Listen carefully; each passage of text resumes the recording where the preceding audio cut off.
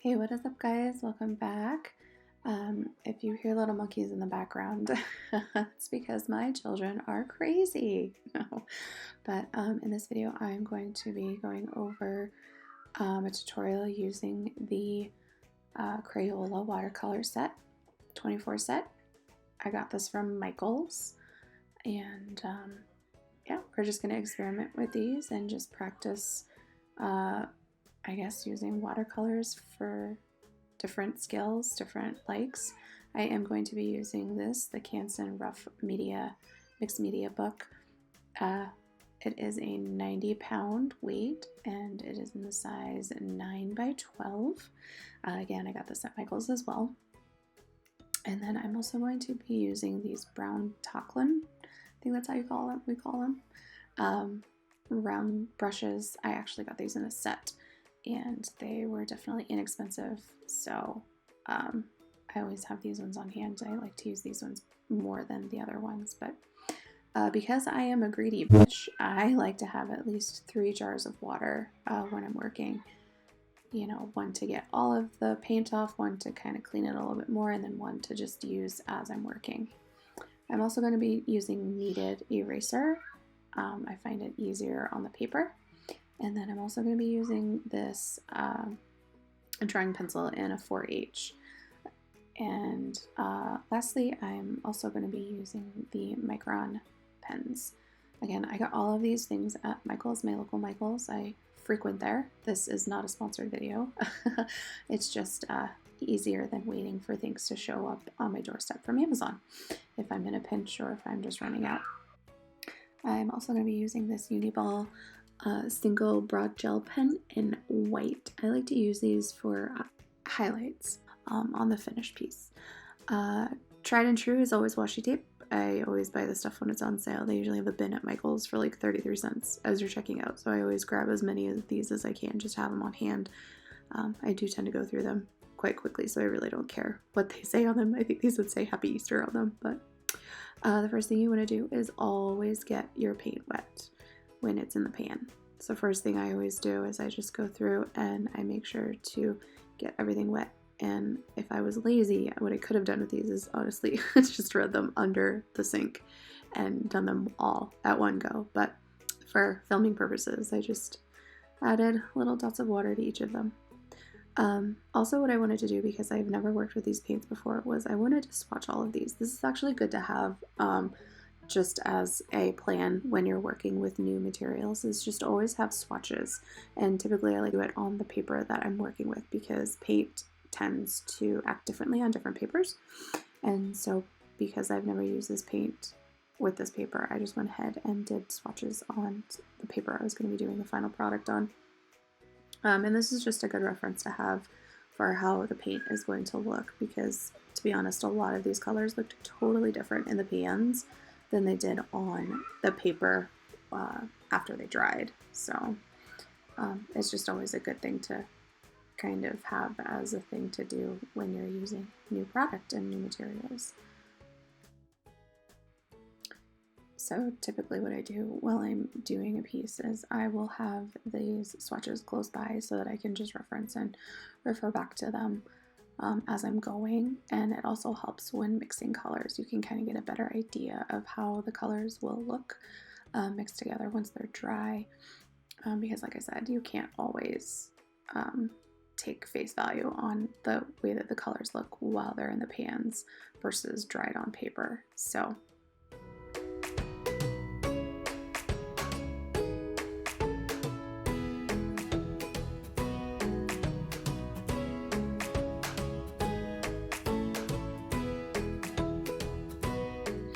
another test I like to do is the bloom test. It's where I lay down just clean water, then I go through and I dot on a couple of different colors to kind of see how they blend and bloom together. It just kind of gives you a good idea of how the different paints will react to each other on the paper.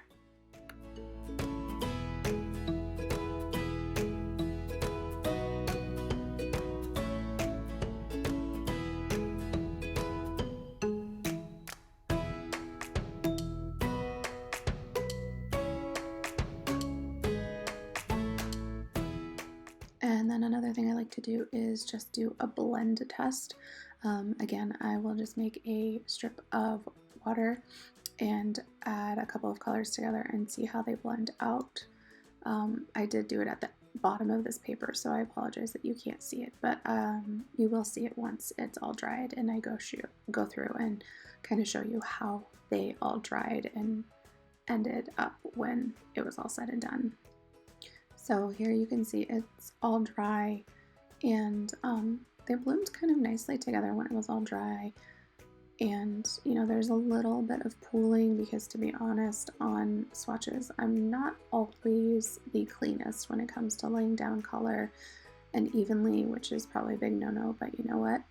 Call the paint police. I really don't care. Like I said, I'm relatively new to this. I'm just learning as I go, but there's the blended, and as you can see, it blended kind of nicely, but probably not the best.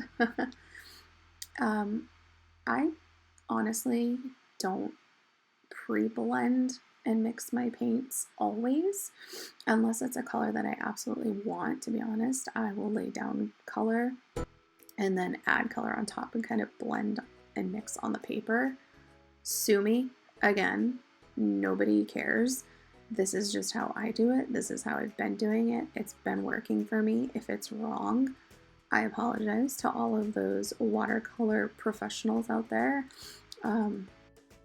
You know, I think it just goes back to, I've always used acrylic, and that was kind of how I would blend my acrylics as well on canvas. Was I would lay a color down and then I would lay a color on top and blend it on the canvas. Do it how I do it, okay?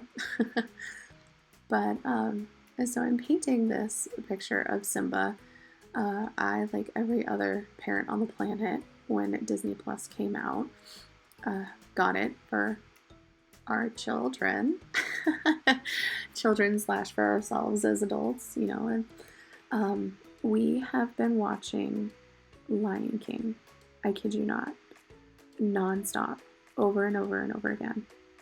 I keep trying to see if they'll watch something different, but they're like, no, Lion King, Lion King. And so I have had Lion King on the brain, and so I picked this image from Lion King. It's during the scene where Simba is singing about, you know, how he can't wait to be king. And so this is my interpretation of that. I did notice a little bit with these watercolors, the pigment, I mean, watercolors in general, they are for layering. You know, you lay a layer down, you let it dry a little bit, you go back to it, you build it up. But these colors, I noticed, when you lay them down and you go back over to layer on top, it tends to pull pigment that you had laid down already up. And so I found myself going back and forth trying to add more pigment, wow, pigment, I can talk today. Hello! I tend to pick up the pigment, and then I would go back over for a second layer, and as I was trying to add more pigment, I was also trying to smooth out any rough edges that the two layers that now had separated had kind of created and made kind of a border. It was really weird. So that's one thing I noticed about these paints that weren't necessarily the best about them. Yes, you can work with them. Yes, you can, you know, build them. But like I said, it was a process trying to get even coloring. And I think even with the final product, there wasn't technically even color throughout the whole thing. But, you know, I did what I did with what I had, and it was definitely a challenge. It was still fun. So another thing I noticed with these Crayola paints was as they were drying, honestly, towards the end, it was so weird. You'll see when I go over with my Micron pens, as it dried, it created a waxy film. It was really weird. Like at one point I was convinced that my Microns had dried up, had run out of ink. But I cleaned them off and did a couple practice strokes on another piece of paper, and nope, it was this weird waxy layer that had been created due to these paints. So I don't know if it's something in the paint, obviously, that some kind of chemical. It was really weird, and I think that also kind of contributed to the fact that when I would go back over with another layer, it would pick up that existing pigment that had already dried. So yeah, here I am trying to go over the darker spots again, but it's really hard to tell, but it was picking up that layer. It was so weird. And then I would let it dry down before going back in it. And I don't know, it was interesting. It was different. I'm not used to that. My kids are jumping on the inflatable indoor bounce house that my husband purchased for them last summer. It's just this, honestly, it's like, it takes up our living room, but it's really convenient for when we have snowstorms and the girls need to do something to get rid of their energy. So if you hear them, that's them in the background bouncing on this bounce house. But great purchase, by the way. We'll definitely do it again when this one goes kaput. But so at this point, I am going to start the background. Most people, professionals, I guess, would say you do the background first, but you know what? Again, I don't care. Come for me. Do what I do because it's the way I do it, and I really have no reasons why. But so if you remember this part of the movie, he puts his head through, I think it's a bush, to be honest, and it looks like a mane. And so I'm just taking some paint. I had laid down a layer of water, clean water first, and so now I'm going to do what they call wet on wet painting, which is where I just take pigment now on top of that water and let it do its thing, basically. And my style is kind of splattery, messy, don't really care-ish, I guess, if you want to call it a technical name. So you'll notice in some of my stuff I like to add splatters throughout if I don't want a very crisp edge. So it's just something, it gives it, character, it gives it texture. So I'm just laying down that first layer of foliage of leaves, and always know that if water tends to pool, you can always take a clean paper towel and just kind of clean that up. Sometimes it works in your advantage and it adds a little bit more texture to your painting. And one reason I don't really like this paper too much is because it holds water and it pools water very easily, versus my arches, and I usually do, it's the arches cold press, and it's 100% cotton, but because I was using Crayola paints, no offense Crayola, but I didn't want to waste my paper. So, and it's to be honest, arches is a lot more expensive than this other paper I used. So I figure if you're starting off, you want to kind of play and experiment and get the feel for what watercolors tend to do on paper and how they feel. This is a good starting point. Definitely save your coin until you become a lot more serious. I will say, though, that if you are going to spend money, spend it on the paper. If I honestly wanted to, I probably could have purchased an actual watercolor paper that wasn't arches, but it was a little bit more sturdy and heavy duty than the mixed medium I went with today. But so as you can see, I am going back in and I'm just adding a little bit more splatters because I kind of liked what was going on in the background, and so I wanted to add a little bit more character and I guess add my my flavor to the painting. So I'm kind of taking away the sharp form edges of the ears and just kind of splatting it out a little bit. Again, this paint was so weird. Even just with those little splatters that sat there for a little bit, like literally a second, picked up that existing layer underneath. So here I am trying to smooth those out again. And as you can see on his cheek, it's still white where it picked up pigment. And I don't know, it's definitely something different that I'm not used to experiencing when I typically paint. So So at this point, I went ahead and took a tea break. Tea and honey, that's kind of what I've been living on recently, trying to get over this pneumonia. But and then I went ahead and took a hair dryer because I'm cheapest. But seriously, you can probably grab, a heat gun, I think is typically what people use. You can pick it up on Amazon. I just, you know what? I got a hair dryer. It works just the same. Whatever. It does its job. I really don't care. I mean, I'm a mama too. You know what I mean? You work with what you got. That's who we are as moms. You're a survivor. You develop these skills of using what you got. I mean, I kid you not.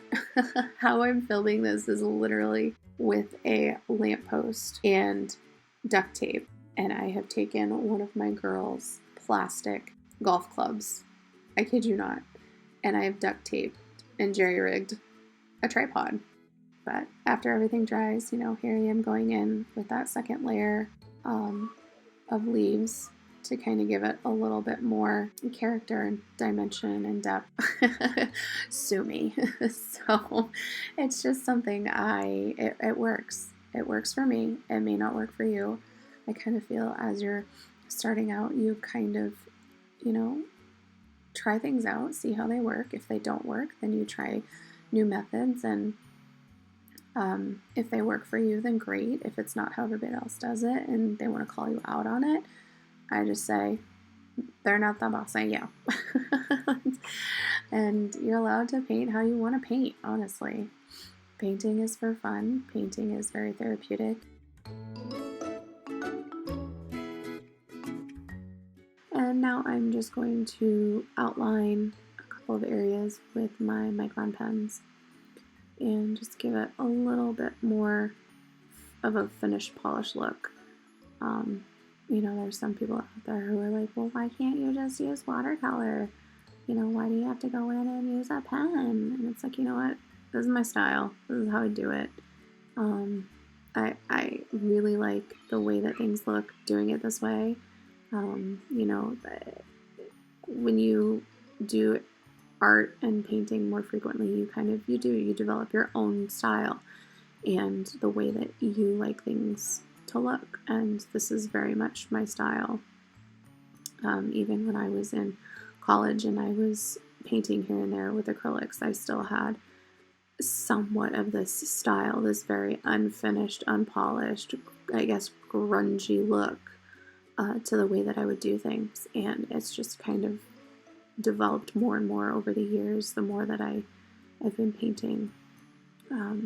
So here you can see I'm getting really confused with why my pens aren't doing their job. And it's because of this waxy film that these Crayolas developed as they dried down. It was so weird, but I ended up making it work. And to be honest, the final piece is it's not terrible. If I'm gonna nitpick, there are a few things I would have done differently, but here we are. You can't go back. But so I'm just going in and giving a little bit of shape to some of the leaves, the foliage that's in the background, and then the last thing I'm gonna do is go through and I take my white gel pen and just add a couple of highlights. I did cheat and I used it for the teeth. I know some people would say, well, you should have left it white or you should have left it the color of the paper. I am who I am. I do the things the way that I do them. Okay. This is just how I do it. And it works. Okay. It works for me. If it works for you, great. If it doesn't, if you would have rather have had the paper color come through, then you do you, boo-boo. But this is what I do. I use my pen, and then I decided last minute that I was going to take this acrylic paint that I had on hand and just add a couple more white splatters on top just to give it a little last minute dimension and texture to the final piece. But And that, I think, honestly, I got that at Walmart, to be totally honest with you. I can't really remember, but so yeah, this is my interpretation of Simba from The Lion King, because he's gonna be a mighty king. But this was a lot of fun. It was a fun little challenge, using products that I normally wouldn't use, and I'm happy with it. So let me know in the comments down below what you guys think of it. If you guys have any tips, tricks, or any questions, everything that I've used is going to be in the description below. And this was a lot of fun. Let me know if you guys want me to try anything else, any other challenges, and I will catch you guys on the next one.